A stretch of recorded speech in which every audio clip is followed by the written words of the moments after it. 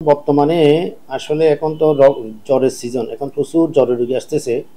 জ্বরের রোগীর মধ্যে বিভিন্ন রকমের টেস্ট করার পরে দেখা যাচ্ছে যে ডেঙ্গু, এখন চিকুনগুনিয়াটা এখন বেশি দেখা যাচ্ছে টেস্টের মধ্যে।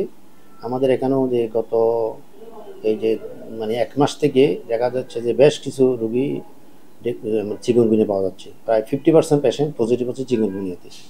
ডেঙ্গু এবং কোভিড একটু কমে গেছে, এগুলো একটু কম এখন, কিন্তু চিকনগুনিয়া বেশ রোগী আমরা পাইতেছি আর কি। চিকনগুনিয়ার মধ্যে এটা মূলত আসলে এটা রোগীদের জ্বরের সাথে ব্যথাটা খুব বেশি হয়।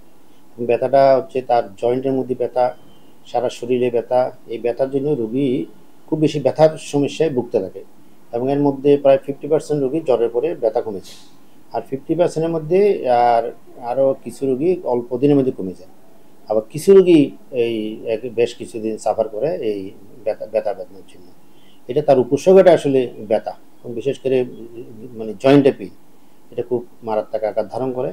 এখন এটা চিকিৎসা তো আসলে আমাদের চিকিৎসকেরা দিচ্ছে। এটা মেইনলি হচ্ছে সিমটোমেটিক ট্রিটমেন্ট, মানে এটা এই ওইরকম অ্যান্টিবায়োটিকের কোনো রুল নেই। সাধারণত ব্যথার ওষুধ খাওয়া, প্যারাসিটামলে মেইনলি এটার ওষুধ। আর আস্তে আস্তে আস্তে আস্তে ধীরে ধীরে ধীরে ধীরে এটা কিন্তু ভালো হয়ে যায়।